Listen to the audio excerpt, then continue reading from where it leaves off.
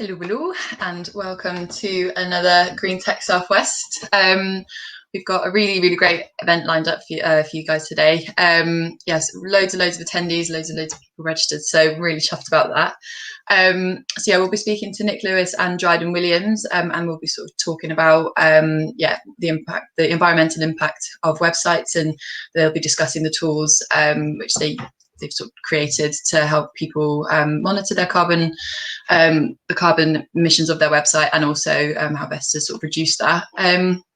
So yeah, really looking forward to that one. We've got some articles which I'll share. We interviewed them ahead of this meetup, so they've done an interview which I'll share for you guys in the comment section. We're going to get started in about 5 or 6 minutes, just waiting for everyone to sort of get settled, have a cup of tea, check all the sounds and whatever, all the joys that come along with these online meetups. But in the meantime, yes, you are in the right place if you're looking for Green Tech Southwest, and if you're not in the right place, stick around because it'll be worth it. So obviously, we'll be getting sort of started soon, but I always like to sort of get to know people a little bit in this sort of space filler time, and yeah, just see what motivates people to get here and that sort of thing, where you're coming from. So feel free to introduce yourself in the comment section. What you do, where you come from, what brings you here today. If you sort of come in, if you've been to these before, obviously you don't have to answer all the questions. We're going to sort of set a little essay for you there. Yeah, just good to get to know the audience a little bit, because we really sort of pride ourselves in the community feel that that these meetups give us. So it's nice to sort of be able to see who we've got here. And one thing I wanted to ask as well is our wonderful Hannah and the Climate Action Tech, or CAT community, made some real waves on the internet over the last few weeks with their Let's Green the Web campaign. I mean, absolutely credit to them, hats off, it was massive. So it'd be good to sort of know if anyone got involved with that at all, or if whether or not you got involved, or did you see it, what were your sort of experiences there, because we love feedback, and I'm sure that'd be good to sort of know if anyone caught any wind of that, really. So yeah, if you did have any involvement with the Let's Green the Web campaign, or if you saw any tweets, or just came along for the ride at any point, let us know, because that'd be really good to know. And then I guess another thing which sort of ties into that quite nicely is whether or not anyone's ever sort of tested the carbon emissions of their own websites. So I'll chuck in a sort of website carbon calculator into the comment section. So if you haven't, this is a really good tool to just basically see how clean or dirty your website is, and it sort of relates it to other websites as well, to see how well you're doing in comparison to other websites. So it's quite surprising, really, I think, once you have a little look around and see whether or not you've how clean and which ones are clean and that sort of thing. But I won't get into that too much.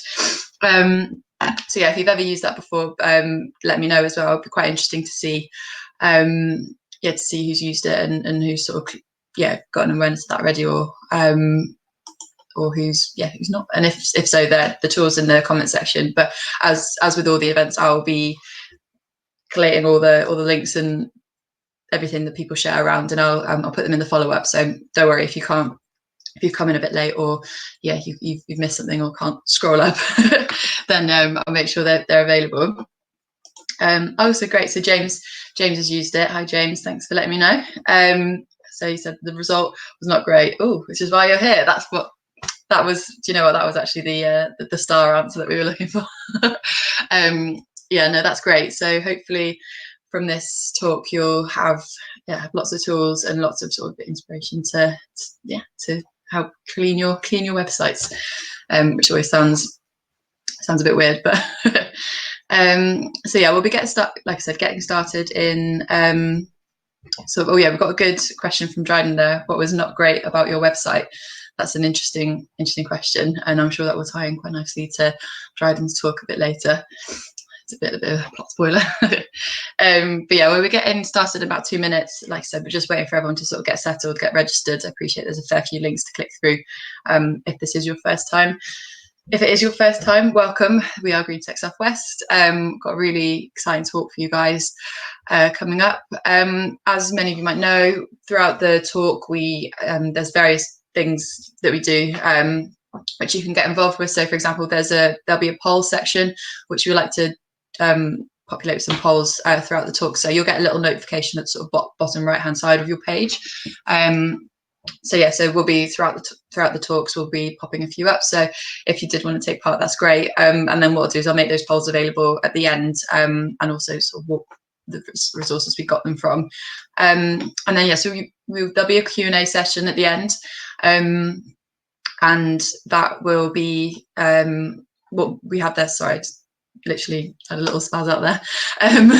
There's like an ask the question section at the bottom there, so obviously we will try our best to grab any questions from the comment section and pop them in there. But if you do have a question for either Dryden or Nick, if you could pop that in the ask the question section, it just helps us read it all together at the end and keep it all in one place and just make sure that we're not missing anything. We also do a sort of 60 seconds intro section, keep calling it that, or part just before the talks, which is basically, we do want this to be very much like a community event, and we want you guys to big up all your projects and wherever you're getting involved with. So if there is anything that you need, whether or not you think it's if you need some help with a project or some advice, and you think people in the group might be able to support you with that, then that's great. Feel free to come on. Or if you've got something that you think will be really useful for the rest of the group to know, or any events or anything like that, then that is your slot. So let us know in the comment section, and if you'd like to come on, we'll invite you on screen, and you've got 60 seconds to shine, basically. So Hannah will invite you on if you have put your hands up for that. So hopefully, just sort of have that trickle through in the comments, and we're able to get you on. Oh, and just like magic, there she is. Speak of the devil, here I am. I just popped in. Thank you, Ellen. You always do such a great job of providing a nice kind of antidote to the tumbleweed. I really just, it's so awful, isn't it, when you go onto these online meetings and you've just got this tumbleweed and everyone's just like, nobody really knows what's going on. So I love your little intros. I think they're awesome. Cover so much useful stuff for the community as well. So hats off to you, Ellen. Well done.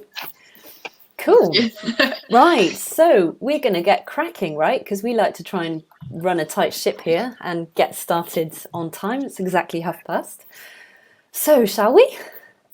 Yeah. Go for it. Yeah. Okay, cool. So I'm just going to bring up our hosting slides.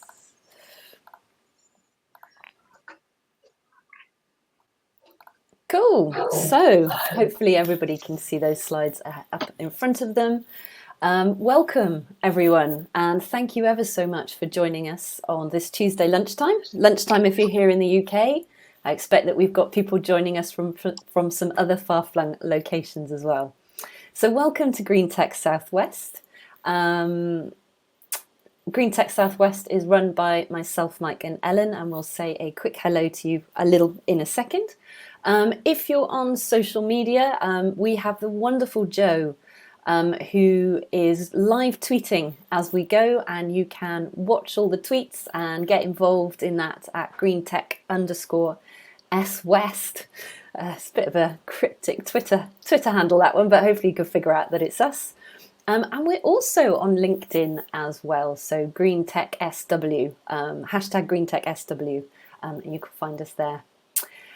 So today's meetup is kindly sponsored by AdLib, so thank you ever so much, AdLib, for giving us the tools that we need to run today's session, and that is very much the Crowdcast platform that you see in front of you.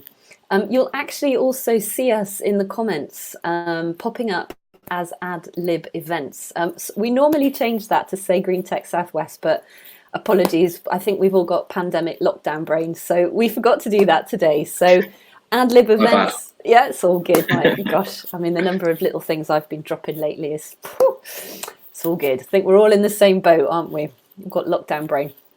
Anyway, so if you see us in the comments talking as AdLib events, that's us, that's me, Mike and Ellen chatting to you with our Green Tech Southwest hats on. Today's meetup is also supported by the Future Economy Network, which you may or may not be able to see. It's in the bottom left-hand corner. I think Ellen's face might be over it, my face might be over it too. But we'll talk a bit more about them at the end. And we're also supported by the Climate Action Tech community as well. Again, we'll talk a bit more about them at the end. So feel free to introduce yourselves in the comments. Some of you have already started to do that. We love a chatty comments feed, don't we? When we have these events, it's kind of what makes the online events feel a bit more human and a bit more community driven. So, you know, jump right in. Introduce yourselves and tell us who you are. Okay, so I've briefly said myself, Mike and Ellen are Green Tech Southwest founders and organisers. You can see us little boxes at the bottom, and here's, you know, us looking particularly nice in black and white up on the screen as well. So we just want to say to you a really big thank you for being part of our community today and for taking the time to come along and join us. It's not lost on us. We're very grateful that so many of you are here. So big thank you. Michael, Ellen, do you want to say anything about AdLib or anything? I know we've sort of chopped this bit down, haven't we? Not so much. Just very excited about the event, and really happy that we've got some new people here. It looks like we've got a lot of people from outside the UK as well, which is great to see. So hopefully you can all take away some really nice actions and get really energized with what the two guys have got to say. Awesome. Cool. Ellen, hostess with the mostess? I think people have heard me enough, so I'll leave it to everyone else. All right, fantastic then. So just a very brief overview of what we aim to achieve through these meetups and through this community. So we are aiming to create a safe space to share insight and generate discussion about how technology relates to the environment. And that's both a positive impact and a negative impact. And today we're going to be looking at a negative impact that tech can have on the environment, aka the carbon emissions of the internet. A big and very important thing for us is that we support our local community, so that's the southwest of England. But if you're not from the southwest of England, you are still incredibly welcome to join us. And honestly, we get really excited when we see all the kind of different countries popping up in the sidebar where everybody introduces themselves. So we focus on our local community, but we are open and inclusive to absolutely everybody. So whether you know a lot about climate change and the environmental crises that we have at the moment, or maybe you don't know very much and you're brand new to it, whatever your knowledge level, we give a really big welcome to you, and we hope that you really get something out of today and that you come back as well. So we'll pop a link to our code of conduct and our constitution. Oh my goodness, look at us go. Oh, just a well-oiled machine. So they're popping up into the comments feed now. If you're interested to know a little bit more about our code of conduct and constitution, you can check those out there. Anyway, moving on, without further ado, one of the things that we love as part of these meetups is to have our community 60-second intros. And Ellen did explain those a little bit earlier. So these community 60-second intros are kind of like the equivalent of us being in a big room together and someone standing up and going, hey, I've got something to share. I've got something I'd like to say. And I can see a couple of you already raising your virtual hands to give the shout out. So the kinds of shout outs that we like to encourage you to give are things like a green tech project, or maybe an initiative that you're working on, or maybe a request for help or guidance, or maybe some knowledge or resources that you've come across recently that you would like to share with others. We like to keep it nice and short, so 60 seconds is ideal, and then you can follow up in the comments section with resources. So I've noticed one person already. So Dan Sheen, I think you've raised your hand to come and join us on screen. So we are going to invite you now. And I know you've done this before, Dan. So hopefully this will all just be like super smooth and everything will be awesome. Because you never know. So here he is. Fantastic. Dan, welcome. Thank you very much for the opportunity to speak. A pleasure. Yes. I'm sorry, you haven't actually done a community 60-second intro before. Sorry, I was thinking of a different Dan. I did speak one time. I think when Asim from Microsoft was presenting. And indeed, at that time, I think it was the first time that I mentioned the DIMPACT project that we're supporting. So my name is Daniel Sheen. I'm an academic at the University of Bristol in the southwest of England, as it happens. And in the DIMPACT project, we're working with a sustainable consultancy company based in London called Carnstone to build a tool to enable digital organizations to take an accounting snapshot of the environmental impact of the delivery of their services. So we've got Sky and ITV and the BBC as founding partners to the project now. Netflix have joined, BT, Cambridge University Press, lots and lots of organizations are joining this tool, and that's of course very exciting. And I encourage everyone to take a look at this. We're trying to base this tool on science, drawing from the research that we have done over the past decades in Bristol, and we're working with the partners who have data to increase the accuracy of the tool. But I'm also here to promote a job role that we have as part of the DIMPACT project. The ad is live until the 7th of March, and I'll post a link to this into the chat in a moment. Please, everyone who is interested in this space, we're looking for someone who's got tech skills. This is a Python-based backend that we would like someone to help with. But at the same time, we want someone who is who's keen to work with the technical teams in those organizations that use the tool to understand what their processes look like, and can work with them to make the tool work for them, and grow the tool and work with it over the next year or so. So looking forward to talking to you. Thank you very much. Fantastic, Dan. Thank you so much. And I've seen the DIMPACT tool shared in various communities that I'm a part of. There was a lot of discussion around it in the climate action tech community as well. So kudos to you, because that's making some really big waves. And thank you for that. And presumably, you're going to pop some comments now for some links to the tool and to your job adverts, hopefully in the comments column. Thanks a lot. Lovely. Thank you, Dan. Thanks so much for joining us. All right, lovely. Pete, good. It is afternoon, isn't it? Hi, how you doing? Not too bad, thank you, Hannah. So my last chance, I've popped up a couple of times, is my last time to pop up wearing a Sustainable Technologies Business Acceleration Hub, because the program finishes at the end of this month. But we have our last chance for an entrepreneur's workout program. So it's free to anybody who has a company or is a registered sole trader, so we can only support legal entities. But basically, if you're one of those people who's had an idea nagging at you all the way through lockdowns and just something you've always wondered about whether it's viable, maybe we have a course for you to work through a structured way of getting looking at your business idea. We use the business model canvas methodology, so it's kind of spreadsheety. You look at all different sides of the business, you come to the bottom of the page, if you like, and figure out whether whether it's having the impact you want, be that profit, be that reach in terms of customers, or be that in terms of carbon reduction. So if you I put my website details, www.stabar.org.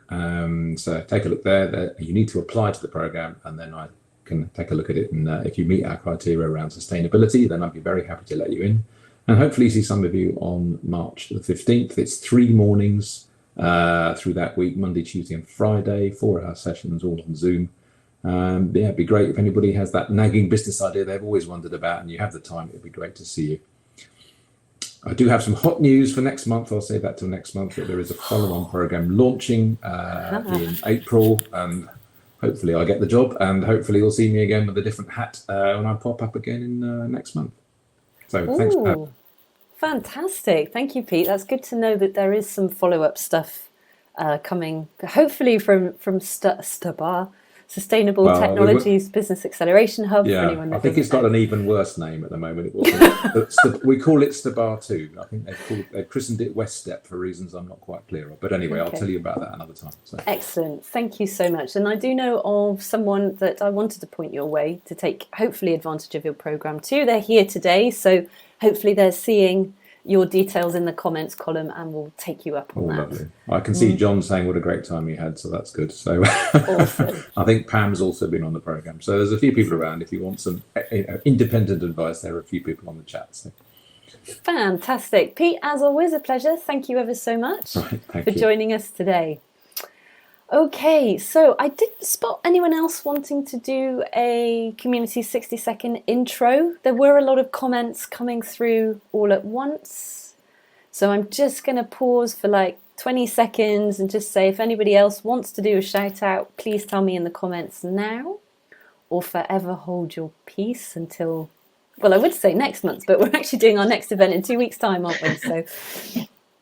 Okay, fantastic. Well, I think we had two excellent shout outs today from Dan and Pete.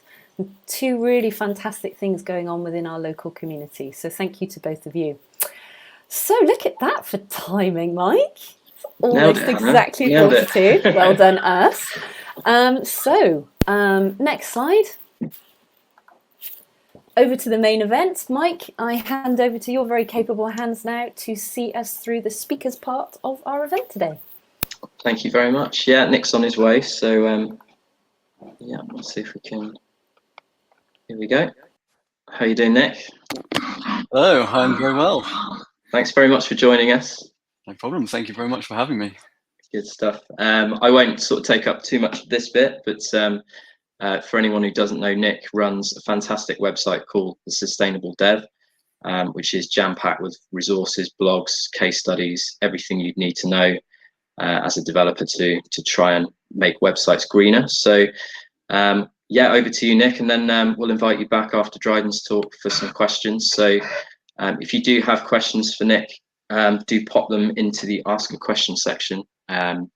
Or if you forget to do that, just put them in the chat and we'll lob them in there and we'll go through as many as we can at the end. Cool. Okay, I will disappear and the floor is yours. Excellent. Well, hello, everyone. Let me just get my screen going. And there we go. Okay, so welcome to Reducing the Environmental Impact of Websites. First off, I guess a little quick bit more about me. Obviously, everyone's just introduced me. I'm Nick. I am a creative technologist. So what does that mean? I use tech to solve creative problems. Mostly, though, that means I'm a front-end web developer, and I also spend a lot of time working with WordPress. As a WordPress developer is my sort of main job. I'm also a writer and a blogger.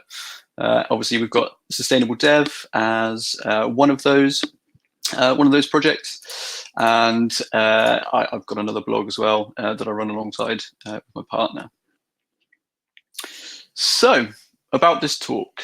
So, what am I actually going to cover? One, what makes a website sustainable? So, what actually, what are the factors that can make a website more sustainable? Secondly, why do sustainable websites matter?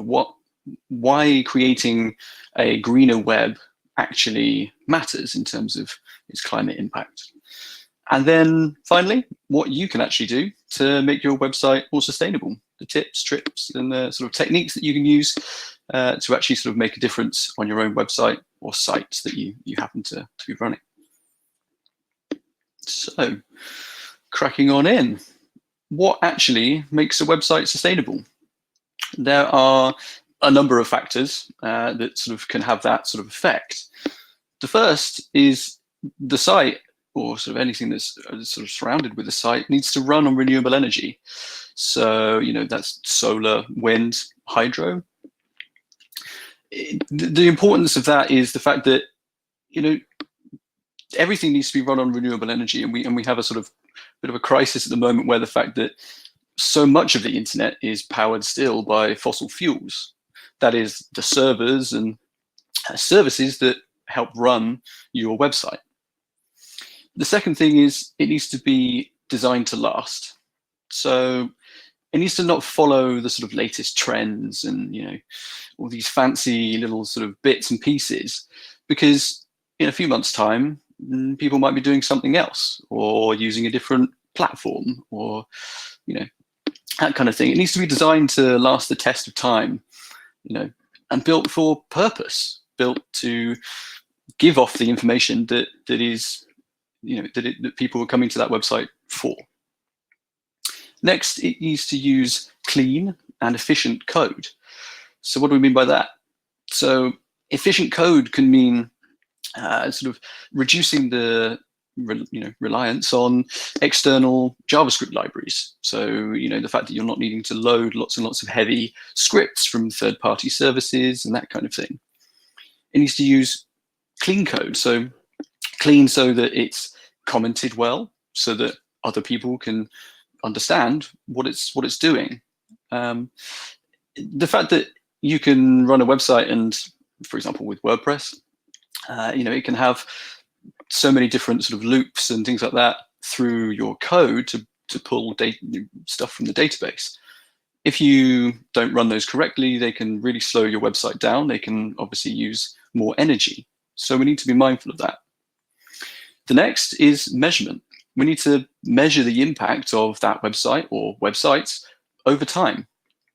The importance of that, which Dryden in his talk will go through a lot more, but the importance is you need to know where you're at. You need to know the sort of impact of your website now, and then after you've implemented a number of different things, what the impact is then.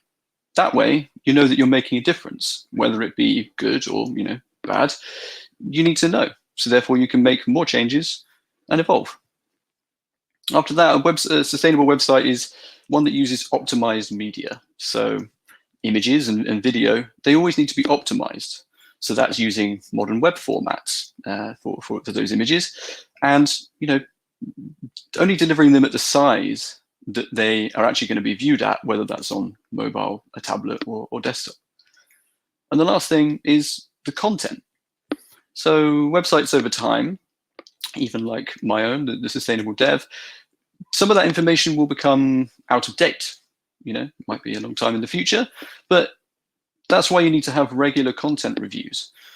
So whether your website is a single page thing or it's an enormous blog with thousands of posts, you need to review that content and decide whether that content is still relevant. And if it's not, think about deleting it. Saving that space on a server somewhere is going to mean less energy. It's going to mean that people who visit your website, who might find something, get the information that they actually need that's useful to them and not something that might be old. So why does this all matter? Well, as you might well be aware, I hope so, about the climate issues that we're facing now and will be in the future if we carry on. The internet is playing a huge part in that, in causing a lot of pollution. A little stat here is the fact that the internet connected devices, that's any device connected to the internet, together could be using around 14% of all of global electricity by 2040. At the moment, it's around 4%. So that's a huge growth that's expected of it, but it's also currently using 4%. That's a huge amount of energy that the internet is using. The other thing is that website transfer size has grown on average by 60% since 2015. So that's the transfer size in the server to your device. The size of websites has been increasing. There's a number of factors in that, as to why, but that's sort of what we're dealing with. And the size of those websites obviously has a carbon impact. So the average web page produces around 1.76 grams of CO2 per page view. So, for a website with around 10,000 monthly page views, that's a pretty popular sort of website. That's 211 kilograms of CO2 per year that site might be putting into the atmosphere. That's something that we need to be aware of and then we need to reduce. Another scary little factor is that, did you know, if the internet was a country, it would be the 7th largest polluter. Now, that's actually increased from, actually not that long ago, from the 6th largest polluter. So it's actually, it's really not very good, the fact that if it was a country, it would be producing so much pollution. Okay, so what can you actually do to make your website or sites more sustainable? One of the biggest changes that you can make is to change to a green hosting provider. So that's one that powers all of its servers by proven renewable energy. So that's not someone who, not a company that is maybe just grabbing obviously all of the energy in the UK from our national grid and maybe purchasing certificates to say, oh yeah, we might have bought some energy from this place that said it was renewable. You need to be able to have that company be able to prove the fact that they are powered by renewable energy. And there's a few different things that those websites and hosting companies should be able to tell you to prove that. The next massive thing that you can do is optimize all of your images and video, but especially your images. There are a number of different modern web formats now, so everyone should hopefully be aware of things like PNG or JPEG. But there's more modern web formats that are able to compress that image data a lot better while still keeping a nice sharp quality to the image, like WebP. There's another one which is currently sort of rolling out in its support, which is AVIF. That is actually a sort of format that's born out of video, which is then sort of coming into images. So it's quite an interesting format, but that can actually reduce the image size even more than WebP might be able to at the same sort of quality. There's another one which is in the works, which isn't supported anywhere yet, which is JPEG XL, which is essentially the next sort of iteration of JPEG. These things go through a lot of sort of implementation and that kind of thing, and then eventually get rolled out. But that should hopefully be able to reduce the size of JPEG images to a similar level that WebP might be able to right now. The next thing you can do is reduce your video usage.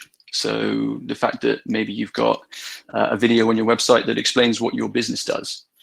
The important thing, I think, is to really go into the fact that, can you kind of prove the necessity, the need for that video?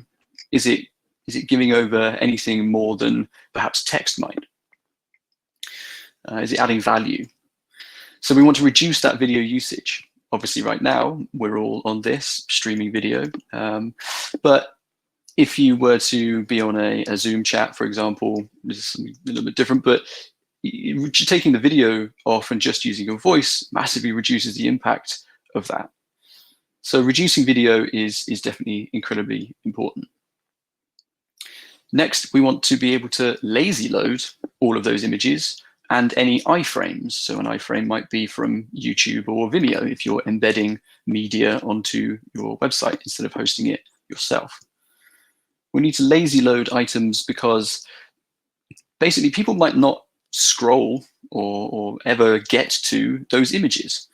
So if those images aren't ever loaded, and actually viewed by that person, we don't want to load them. That's wasted energy. That's wasted data. So we need to lazy load them. So load them only if that person is essentially scrolling or swiping on a mobile towards that image. We then want to load it because they're coming towards it.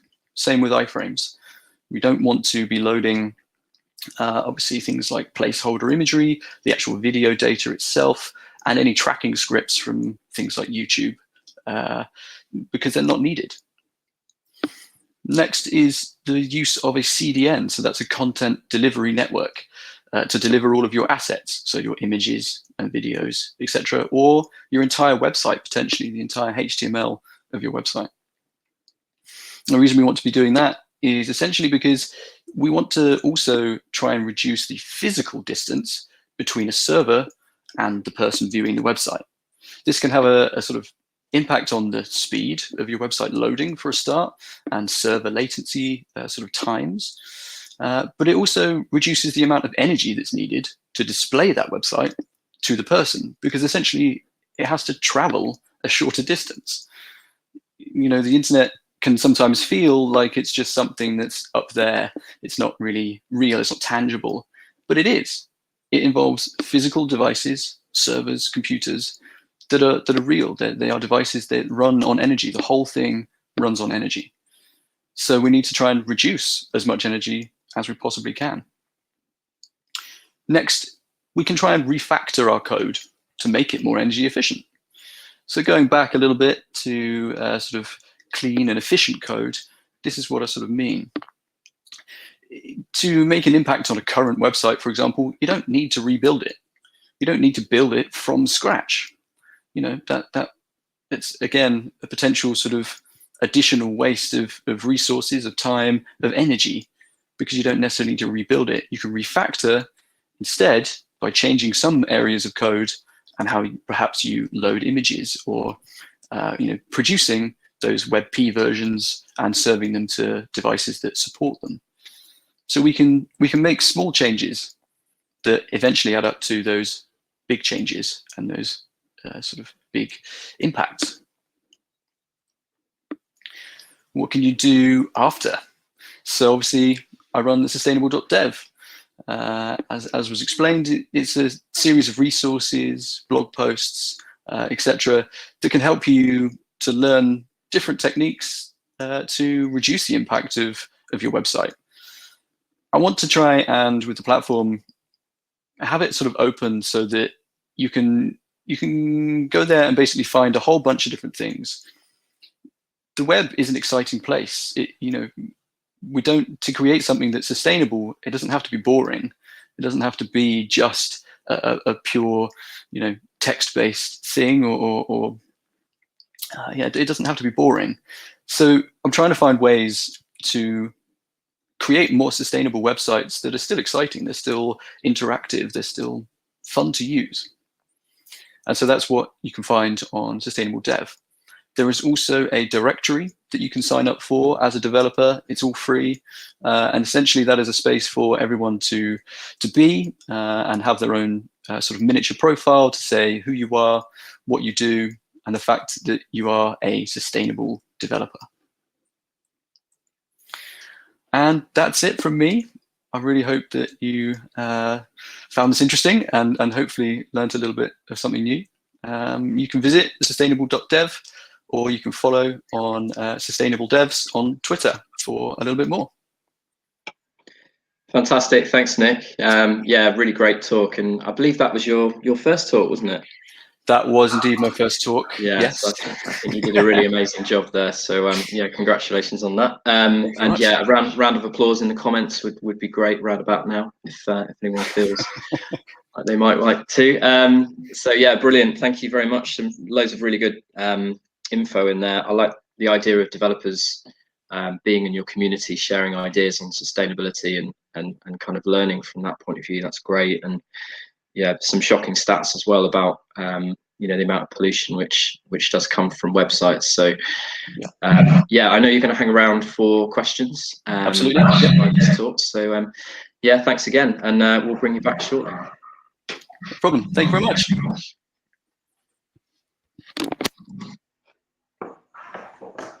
Hi, Dryden. How you doing? Hey, Mike. I'm good, thanks. How are you? Good stuff. Yeah, very well. Thanks very much for joining us. And I know everyone's really excited about hearing more about Ecoping. So I won't take up too much of the slot here. So I'll leave you to crack on. Nice. Thanks, mate. Let me just share my screen.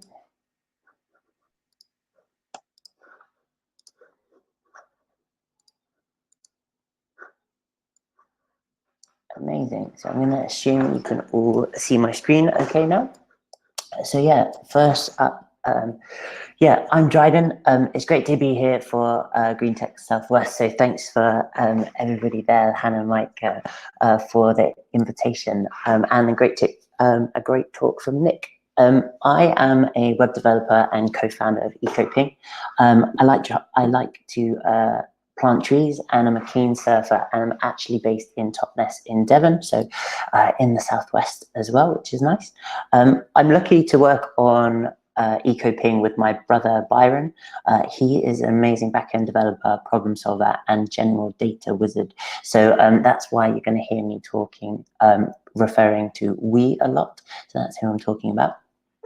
In this talk, I'm going to be covering 3 topics. What is Ecoping? Why did we start it? And how does it help with website carbon emissions? So yeah, after Nick brought up those really interesting stats, Ecoping is a website that gives you loads of great tools to clearly visualize your website carbon emissions and its impact on the planet. We are on a mission to reduce the carbon emissions of the internet, and we do this in a number of different ways. The first is we create high-level website carbon reports for your websites to tell you a bit about the story of your impact.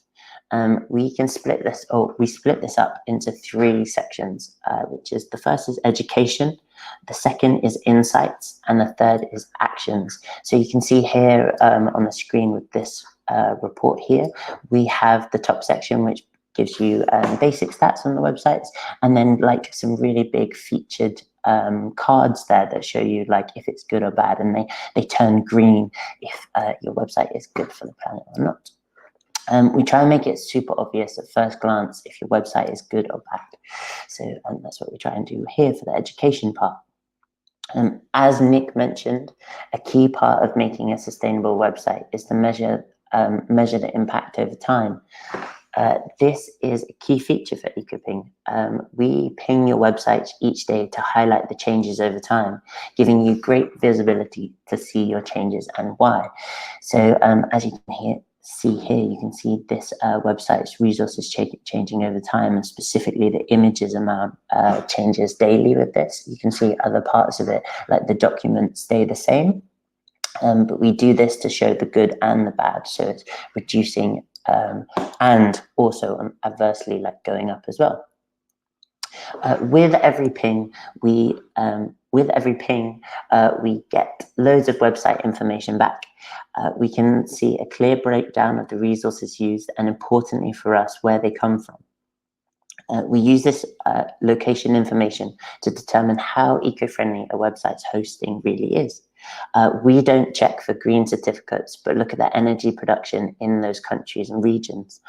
I did actually post up a link in the chat below to electricity grid. So this kind of gives you a good idea about where the resources that build your website come from. We find a lot of people think that they're hosting, you know, like I'm hosted in the UK, so everything in my website comes from the UK, but that's not actually, most of the time, that's not actually true. I've only ever seen that on probably one website, but like you can see on here, we've got like 7 different countries for JavaScript, and not all of those are renewable. Like Norway is a great example, and for the not very renewable, we've got the Netherlands at the bottom. Not only do we have ping hundreds of websites each day, we put them together of all the different sectors, and we call these indexes. We have lots of them. In many different sectors, like our FTSE 100 index, which you can see all of the worst ones, so worst ones at the top, and then nice green ones at the bottom.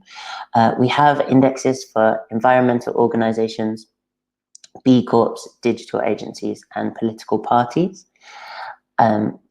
Here's our political party index, and there should be a question in the little questions comments at the bottom about can you guess the worst website?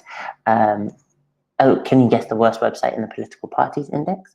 As you can see here, we have a nice little line graph here showing how the websites change over time, and this 4.53 grams of CO2 is the average, and it is 2 times worse than the average website carbon emissions of 1.76. So yeah, as of this morning, as you can see here, the Alliance Party website was the worst. And interestingly, it moved around today. I've been having a look at it over the last few days, and you can see it like jumping around. So this is 7.2 times worse than the average. And thankfully, we can see Green Party at the bottom with 1.76 grams of CO2. Ecoping kind of allows you to like jump into it a little bit more. So from these table views or index views, we can go through, and actually we can see that there for the Alliance Party, they added a lot of images, which increased their CO2 to 4 grams with every page view. So it's interesting to see that changing over time. Why did we start Ecoping? It's a good question. We started Ecoping to firstly get a better understanding of the websites that we are building ourselves. The indexes provided us a really good way of understanding the scale of the problem. And we also love to grow and plant trees ourselves. And we know how labor intensive this is. So we found it might be easier and with better gains to reduce website carbon emissions. And as developers ourselves, something we might be a bit better suited to, even though it is nice to plant trees outside. So our mission became to reduce the carbon emissions of the internet. We found it over time, we found it such a win-win for business and the planet. I've never really worked on a topic that has so many pros for both. I saw an interesting comment that someone asked a question about is how do you get your company to buy into reducing their website carbon emissions? And I think for us, what we found is the associated benefits with it, with reducing website carbon emissions, also is an increase in performance of your site. So that has loads of good stats off the back of that, from improved SEO to better user retention and conversion. So I think if you're trying to win your bosses over, just tell them that reducing website carbon emissions will probably make them more money. That's probably a good avenue to go down. And so, as Nick mentioned about the 4%, so the internet emissions account for, I've got it down here as 3.7, but around that 4% of global emissions. And in 2020, there was a 70% increase in internet traffic during the pandemic. So this really highlighted to us that it was more important to do something about it now. So we added more features and, importantly, some logins to see if we could help more people and companies. So that's the next slide. Is want to see is how does Ecoping help? So I think Ecoping helps in a lot of different ways. Of course, I might be slightly biased, but fundamentally, Ecoping helps give visibility to a wider unknown topic of website carbon emissions. We want to show that reducing website carbon emissions is one of the easiest ways to reduce your company's digital carbon footprint. It also makes for happier customers as the website loads faster, happier digital teams as they know they're helping this important topic of global greenhouse emissions. And the best part is it's not only great for business, but it's great for the planet too. So a key thing about all of this is trying to measure all of those, like, are we doing good? So in the last part, we're going to see how we've helped so far. So in the last 2 weeks, this was really fun to put this together, actually. So we've helped 5 companies and their websites and reduce their website carbon emissions by at least 50%, by 50% on average.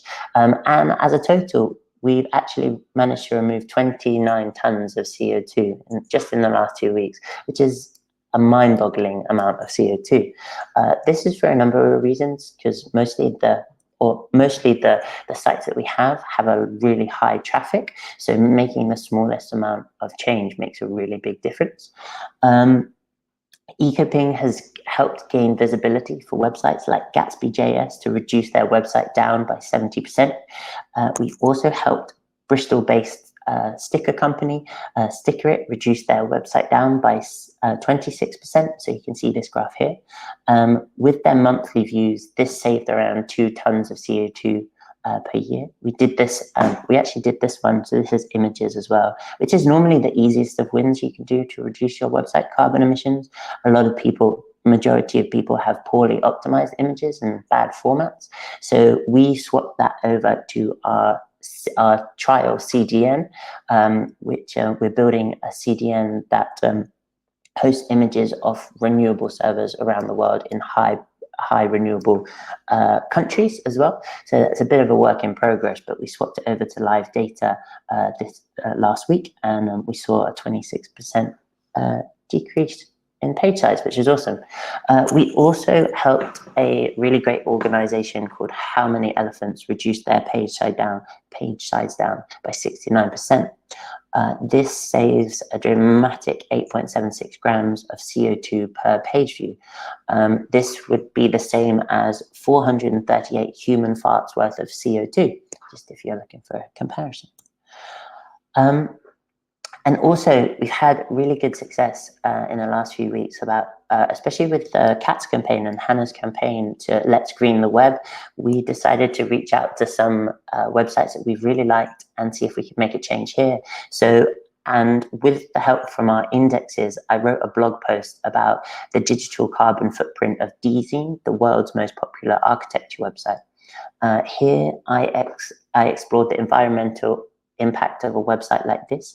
It showed that with its 110 million views per year, it produces a staggering 2.1 billion grams of carbon dioxide, which you would need to plant 96,000 trees to sequester this much CO2, which is an insane amount. And a good thing to note about this as well is, like, if we wanted to plant those trees, those would be mature trees and they're going off that a mature tree probably is going to take about 40 years at least to grow and sequesters 22 grams of CO2.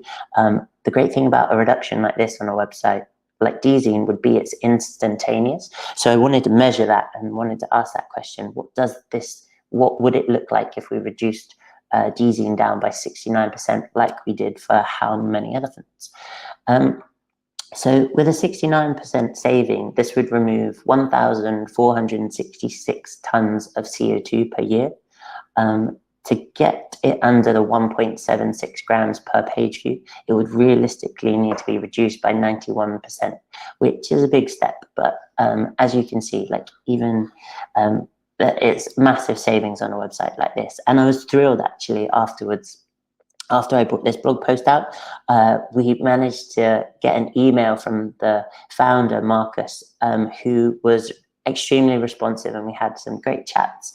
And he just mentioned how they intend to make the improvements with the use of Ecoping going forward. So I'll definitely keep you all posted on how we can improve this website going forward and try and get it down to that 91% reduction for the website.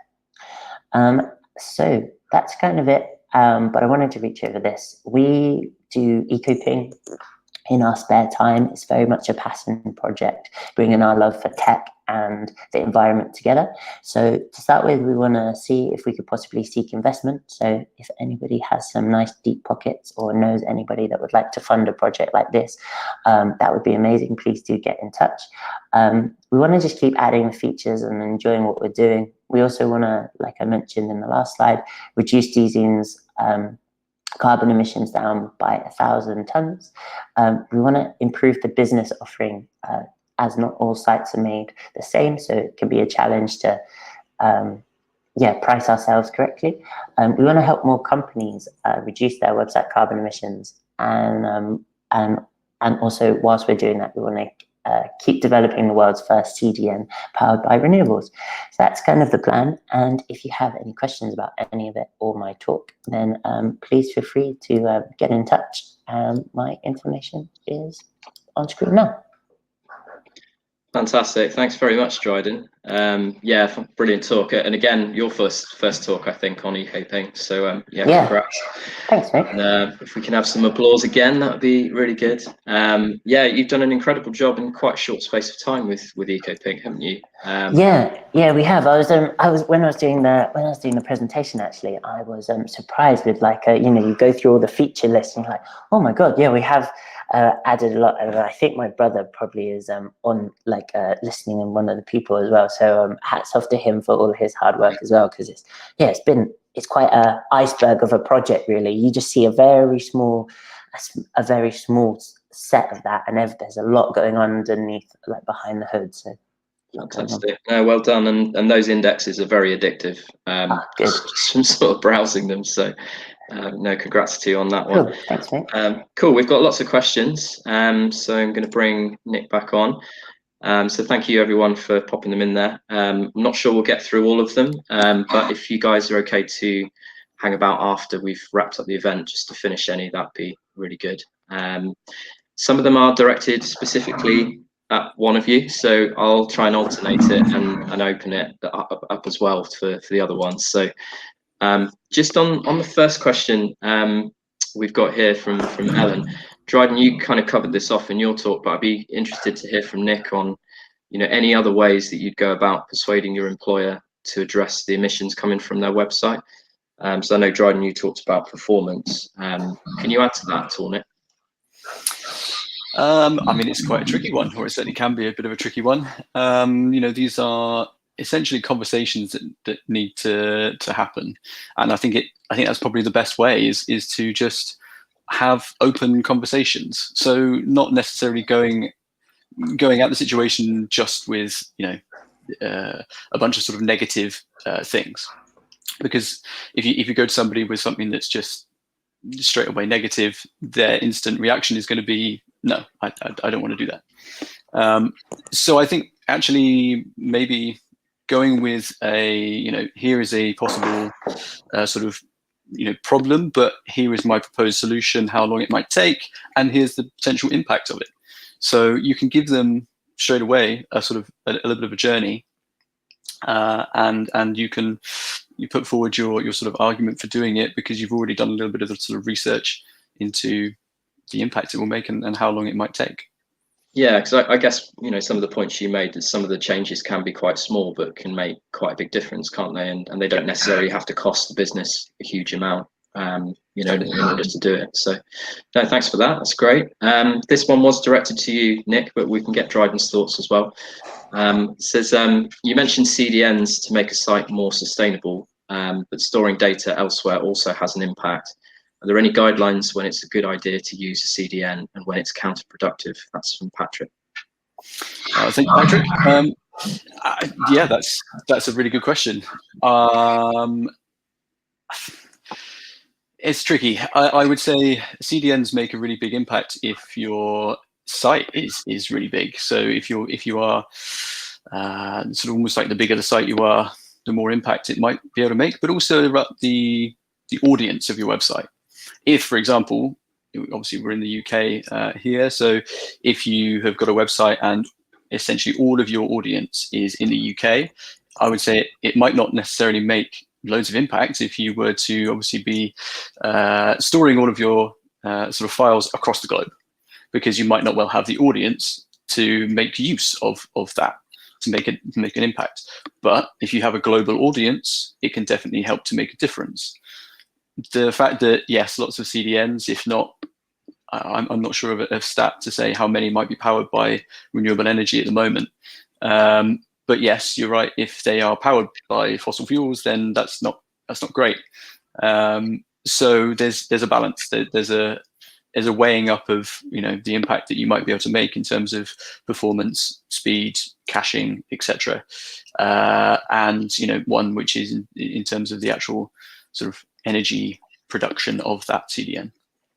Yeah, I think I read somewhere, I think there was that dispatches program, which is, there's a blog post about it. I would just give it a Google, but I think they said something around like AWS and Cloudflare was running at something like 45%. And I knew Google say that their CDN is like 100%, but like they do a lot of like offsetting and all of that kind of jazz. But I think as well, it's good to, I think you're right, like have a look where your audience come from. And also if you can like target like the CDN, like in specific locations, like for instance, like Norway, Iceland, and say Washington, like Washington and America are really great locations because predominantly in those regions, they produce a high amount of renewable energy. So the chances are a lot higher that that data center is going to be a lot more renewable than others.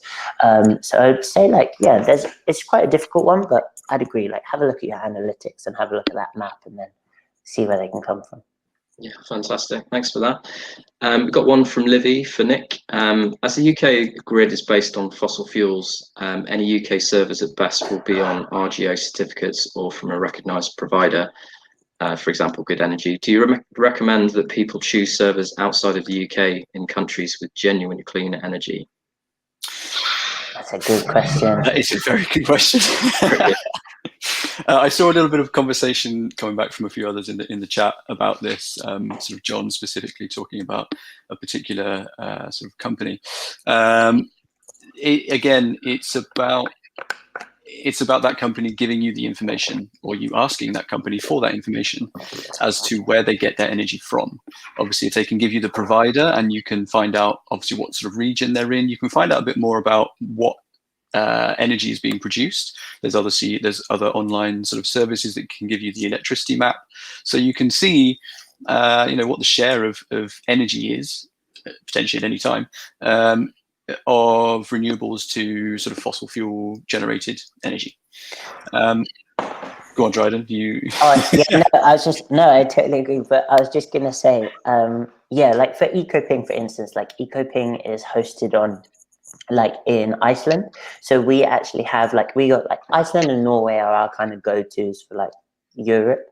The CDN, we have them in a bunch of places, but, like, we're hoping to, the next features for Ecoping is to hook it up to electricity grid so we can get live data from the resources.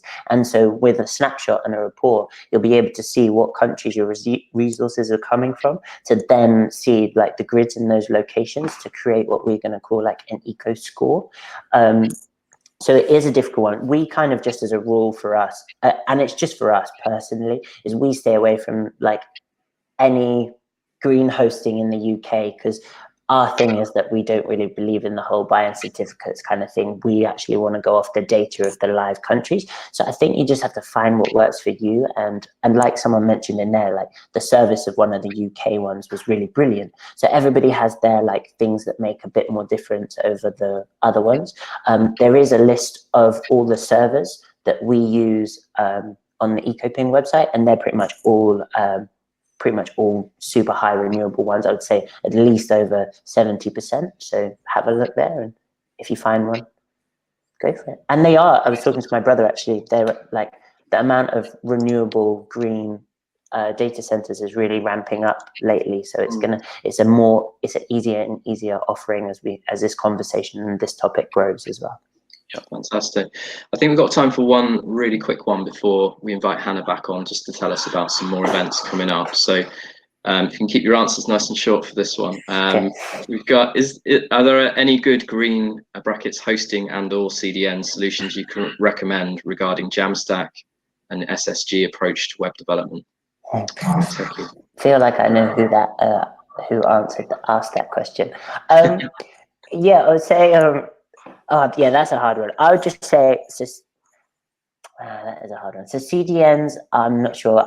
It depends on your site as well. Like, if you're getting loads of traffic, I'd probably go for, like, Google or Azure, because you get, like, auto scaling, you get, like, loads of good stuff. But if you're, like, super small and you just want to upload, like, one website, I haven't looked into things like Netlify, and I know Gatsby are bringing out Gatsby Cloud. I don't know where those are hosted, so I'd have to look into that. But yeah, I would say, when in doubt, if it's a big site, stick it on Azure probably, or Google, until we bring out our renewable CDN, and then just move it over to us and we can do that for you. I mean, yeah, I have to agree with Dryden. I haven't looked into too much around sort of like Jamstack, so that's something that I am personally going to be looking into. Obviously, this is something that's done in my spare time, just like Dryden. So getting around to things can take a bit of time. But yes, I agree. Going with Google or Azure is probably the best solution for a sort of like global thing at the moment. Perfect. Thank you very much for those. As I said, we'll bring Hannah back shortly. Here we go. and yeah, we'll carry on the questions if anyone would like to sort of hang around. We won't get through all of them, so if you could vote on the ones you'd like us to cover, we'll just do 5 or 10 minutes after Hannah's wrapped up, if that's okay. Cool. Well, awesome. I was going to do a round of applause again for Nick and Dry, but they've gone. So I'll do my bit quickly, and then we'll do that at the end. All right. Cool. Oh, they're back. Hello. Right. So my job is to help you all feel like we finished the meeting more or less on time, and to get back to your day jobs if you need to. So I'm here to bookend the event. Mike or Ellen, if you're there at the computer, are you able to make the slides bigger? Brilliant, thank you. Okay, so we heard from the fantastic Nick and Dryden there. I would say I know a lot about this topic, but I still learnt loads from both of you. So thank you ever so much for coming along and giving us your time. As I said, I'm going to wrap up, and if any of you then need to head back to your day jobs, you're very welcome, of course, very welcome to. Okay, so one of the things that we try and encourage in Green Tech Southwest is a community. And we like to let you know about all sorts of other interesting events that we've seen within the region that we think may be interesting to you. We mentioned at the start of today's event that we are supported by the Future Economy Network, and they have tons of events around green stuff, around climate change in business, around becoming carbon net zero, all sorts of stuff like that. So head over to the futureeconomynetwork.co.uk/upcoming events, catchy, and you can see a full list. I've picked out a couple that I thought looked really interesting. So there's Better Business Design, Reducing Your Waste, which is on the 11th of March, so that's next week. It's a morning session. I loved Sustainabubbles, that really caught my attention. That looks to be a sort of networking event around networking with people with a similar interest in sustainability. And there's also another event on the 22nd of April, the Carbon Round Table. Are you considering net zero? So the Future Economy Network is very much about supporting business in their journey to become more sustainable. So definitely check them out. We heard from Pete already, Pete Keevil, at the beginning in our 60-second intros. He talked about STUBA, the Sustainable Technologies Business Acceleration Hub, which is based in Bath. And they have another really interesting event on Thursday the 11th, which is panel discussion and networking all around transitioning to a green economy. I've been to a couple of these events before, and they're always really great, and I always meet really interesting people, so highly recommend. And then for those of you that are more interested in sustainable internet specifically, the Mozilla Festival is starting next week. Loads happening next week. And picked out this really interesting looking session called Firefox Eco Mode and 1,000 more ideas for a sustainable internet. And that's going to be led by a lady called Michelle Thorne, who is absolutely awesome and does so much in the sustainable internet and sustainable web space. So definitely check that out. And then our next event, so we're kind of packing them in at the moment. We've got so many ideas for topics and speakers that we're really excited to bring you. And we're really excited for this event on Tuesday, March the 16th, where we're keeping it very Bristol focused. And we have the fantastic James Sterling, who works at Bristol City Council, talking to us about a big scheme that's happening in Bristol at the moment to look at citywide decarbonisation. I am really excited about this because I've seen whispers of what's going on in Bristol, but I'll be very pleased to hear it straight from the horse's mouth. Bristol is a real leader in terms of sustainable cities, not just in the UK, but also in the world as well. So that's going to be a really great event. And as we said, we are a community, so we like to stay in touch. We have the Climate Action Tech community. I do a lot of work with them as well as a side project. And it was mentioned a few times, we've just run the Let's Green the Web campaign through Climate Action Tech. So definitely worth joining us there if you're interested in this sort of stuff. Your feedback means a lot to us. We really miss being in a room with you all to get this kind of feedback. So we have to ask you to be sort of as vocal as you can. And if you have some feedback on today's event, do let us know. We really want to hear it. You should get an email at the end of the event from Meetup asking you to give some feedback, and you can always email us at greentechsw@gmail.com. And last but not least, if you've enjoyed today's event and you'd like to show your appreciation to us, what better way than to plant some trees in our very own forest? So we're aiming to be the first carbon negative meetup in Bristol. We're smashing that out of the park. We've got over 1,000 trees already, and I've done some rough calculations for the carbon emissions of our online events, and they're around 10 to 15 kilograms, I think. It's not massive, actually. But anyway, we're still planting trees. So if you feel like saying thank you to us, hop along to ecology.com/GTSW, and you can, for the price of a pint or a coffee, pop some trees in our forest. And it's a great way to say thank you to us. But of course, you absolutely don't have to. These events will always be community driven, and they will always be free.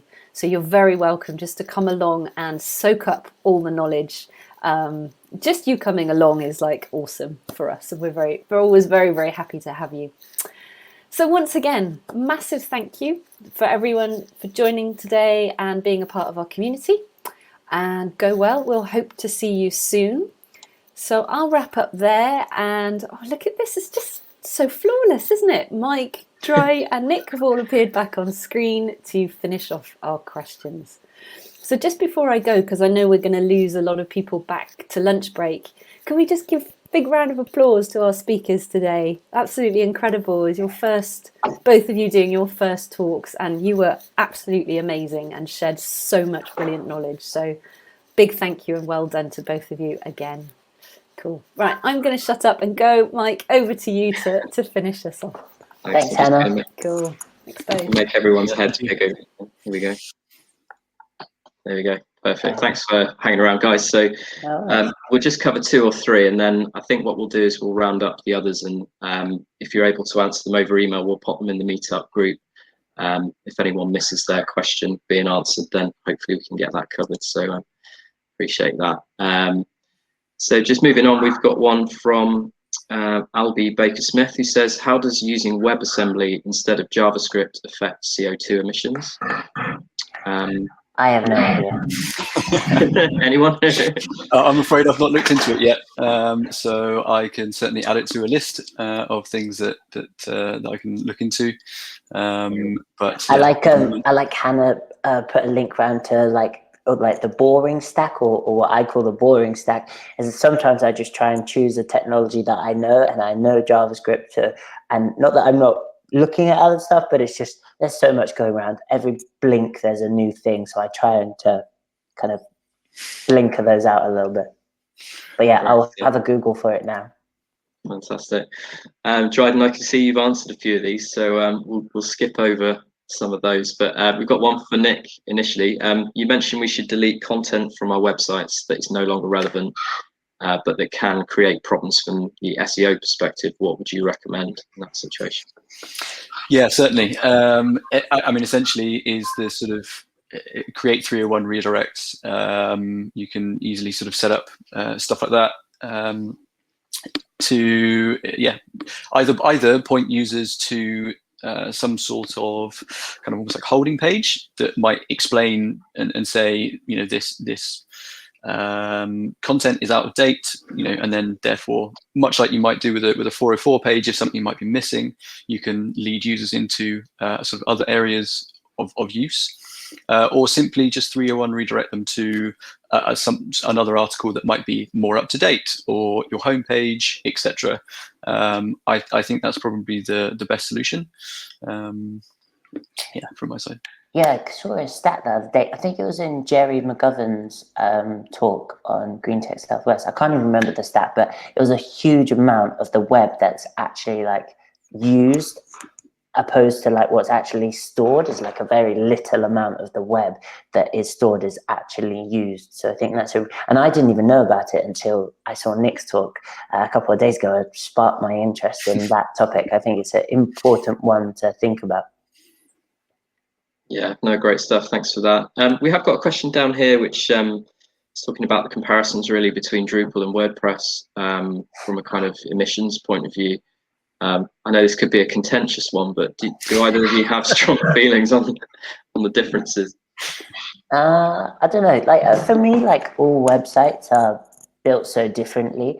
It's really hard. Like it's possibly impossible just to be like okay, pick Drupal or pick WordPress or Joomla or whatever all of the ones are, because they're all so different. I would say with both of them, or dynamic websites, it was like as long as you've got a caching layer involved and you can pump out some nice kind of statically rendered files, it's going to save your carbon emissions of the site a lot more. So caches are brilliant, so definitely utilize them. You don't want to be making those dynamic page requests every single time, because that does take up way more server like CPU cycles than it would if you had like a static website.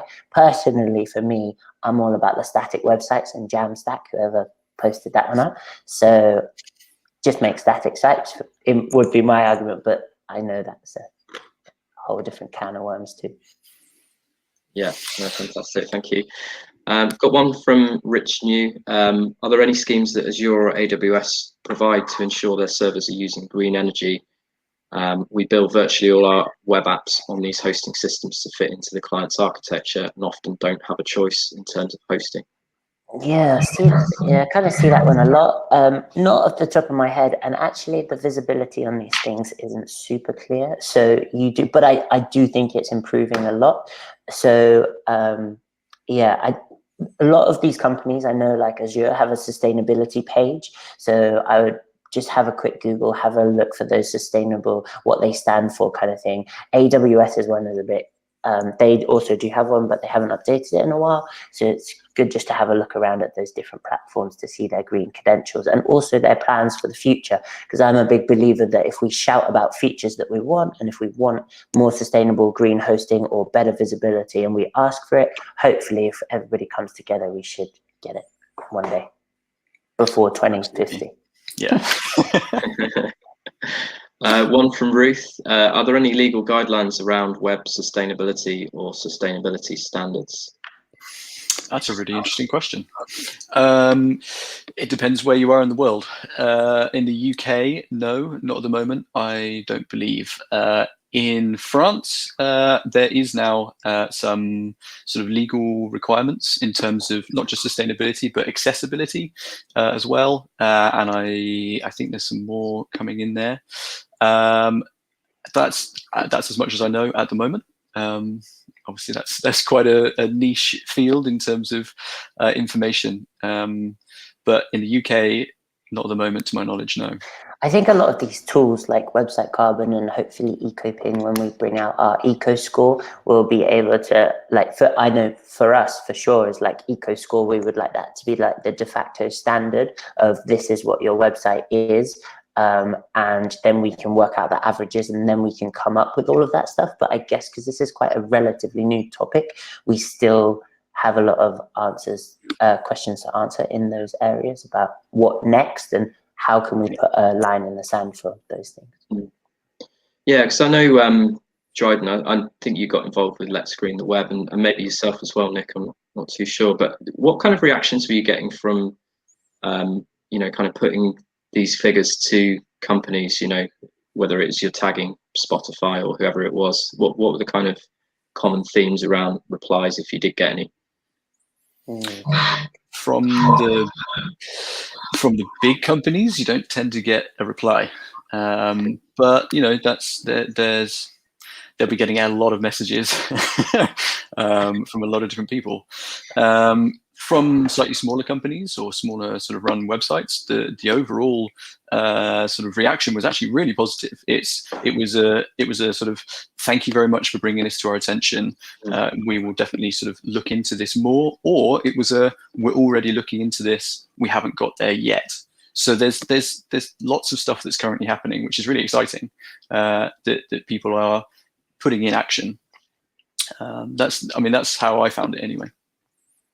Yeah, no, great stuff. Do you think that will form part of what, the government will kind of ask people to report on? Business owners, will they have to score their website and actively be showing that they're trying to improve it, do you think? Yeah, so I think that's like a super important KPI that we definitely track over time, which is like the CO2 per like website. We get it's an interesting, I'm rubbish at that, like small business, like trying to find, I think the indexes do that really nicely because it shows it in a very it kind of like breeds a bit of comparison, and we don't mean it to be like we're calling anybody out, but it's just like the numbers don't lie and here are the facts, but don't worry, we can improve them. So that's what we try and do with the indexes, and sometimes it completely falls on deaf ears, but you really have to know who you're talking to. Like if it's more of a business focused person, probably gonna, if you talk about the the benefits in terms of the money and like the speed, is going to be a better conversation to have than the environment. It just so happens that with doing that you actually get many perks for the environment.